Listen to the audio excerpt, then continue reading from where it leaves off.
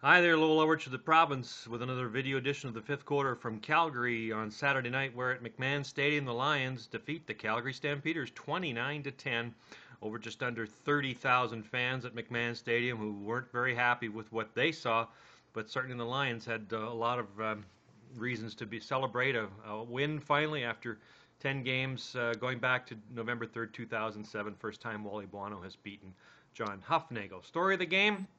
Well, it wasn't quarterbacking, that's for sure. Offensively for the Lions, you would be hard pressed to find or think that before the game the Lions would have fewer passing yards than return yards and wouldn't score a touchdown until the final minutes of the game, and yet still win by 18 points and look rather good doing it in some aspects of play, certainly on defense and of course on returns as well. Casey Prenters pulled after the first half. Dismal performance, 5 fumbles in three quarters now. He said he has to be better. He knows that. He finally admitted the obvious after this game. Didn't have an opportunity to talk to Wally Buono after the game, but I wouldn't think that there'd be too much thought about changing quarterbacks, but you never know. Certainly a wise move on the part of the Lions to put Jamal Robertson back in, 18 carries, 140 yards, and certainly enabled the Lions to manage the game well under Travis Lulay in the second half.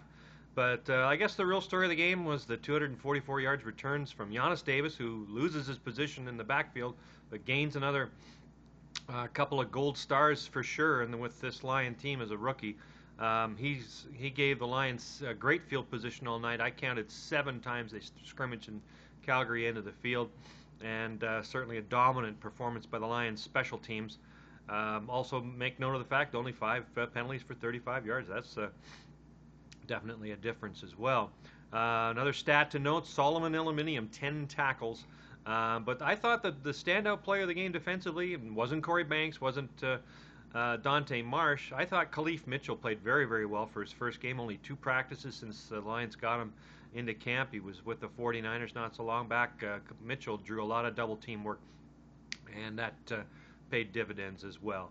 So the Lions beat a divisional leader on the road for the second straight time after winning in Montreal at the start of September. They end September in an equally impressive fashion by being victorious over the Stampeders. Now comes the tough part, really. 3 games against Winnipeg and Edmonton combined, and this is where the playoffs will be won and lost. The Lions, of course, now have a little bit of a cushion in the crossover, remaining to see what Edmonton does tomorrow and against Toronto over in Moncton. But this will certainly do wonders for their confidence. G. Roy Simon sort of saying after the game that this game kind of wipes out what took place against Hamilton last week. And it's hard to argue with that. Again, 29-10 BC. Now that's the fifth quarter. Have your say on the blog. Look forward to seeing your posts here below.